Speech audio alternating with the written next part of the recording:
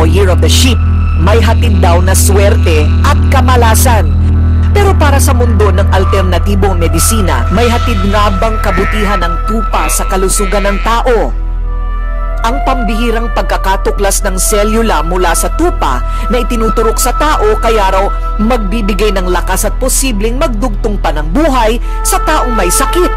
Yan ang tinatawag na fresh cell therapy.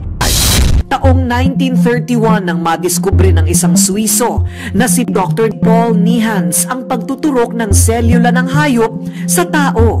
Isang pasyente na may damage o sira ang parathyroid ang tinurukan ng selula mula sa baka.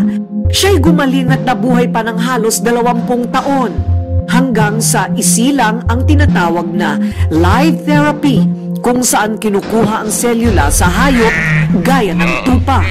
Kini-question man ng mga cell therapy na ito, ang mga Pilipino pa rin daw ang numero 1 kliyente ngayon mula sa Asia ng kilalang klinika sa Germany. At para makakuha kami ng iba pang bagong impormasyon, muli kaming nagtungo dito.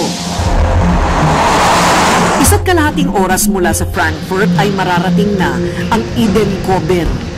Dito matatagpuan ng isang klinika na nag-aalok ng cell therapy mula sa tupa. Taong 2008 naman, binili ni Bobby Chia, isang negosyante mula sa Thailand, ang klinika dahil daw sa ina na may sakit na cancer noon.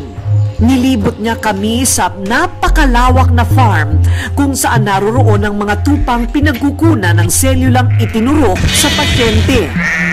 Sa sheep farm na ito sa Winstrasse, Germany, pinalalahi, pinararami at inaalagaan ang mga tupang ito. Napakaraming mga tupa para daw mapunan ang pangangailangan ng napakarami daw na mga pasyenteng pumupunta rito mula sa iba't ibang bahagi ng mundo at kasama na dyan ang mga mula sa Pilipinas para sa tinatawag na fresh cell therapy. At mula sa mga tupang ito, pinaniniwalaan at sinasabing nanggagaling ang pagpagaling sa may sakit, pagpabata sa tumatanda at pagpapalakasan ng hihina. Mula sa farm, sa laboratorio hina-harvest o hinahango ang mga organ ng 4 na buwang gulang na hindi pa naipapanganak na sanggol na tupa. Pinoproseso ang mga ito para magamit sa cell therapy. Legal sa Germany ang cell therapy at kinikilala sa mundo ang pambihirang pagkakatuklas dito. Gayunman, kakambal nito ang kontrobersya kung ito'y epektibo at ligtas sa tao.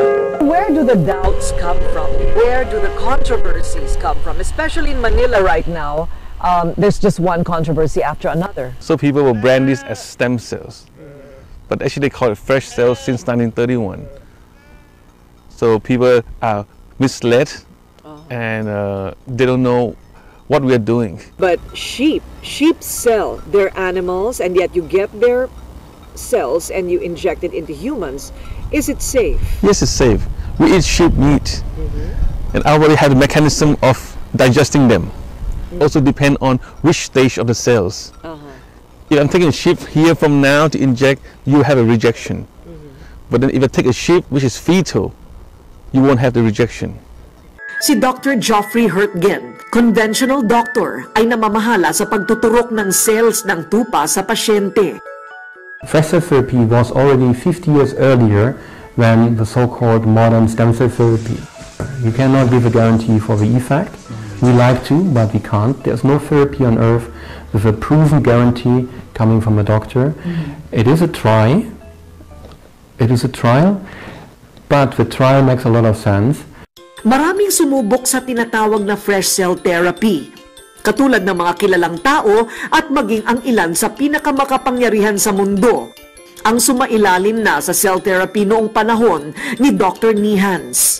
Kabilang raw si Pope Pius XII na gumaling sa karamdaman nito, kung kaya't napabilang si Nihans sa Papal Academy of Science, ikalawa sa pagkilalang na unang tinanggap ni Alexander Fleming ang nakadiskubre ng penicillin.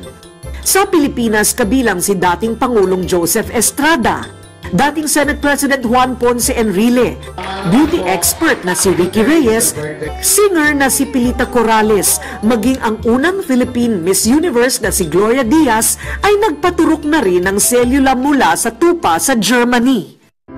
Pero hindi lang daw pagpapaganda o pagpapabata ang alok ng selyo lang ito.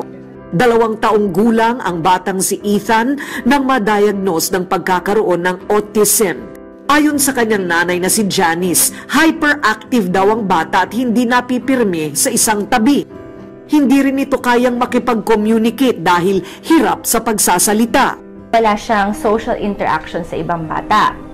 Nilay ko siya sa preschool, wala siyang ginawa kundi umiyak. Lahat ng therapy na nare-research ko na I think na makakatulong sa kanya, tinatry ko talaga.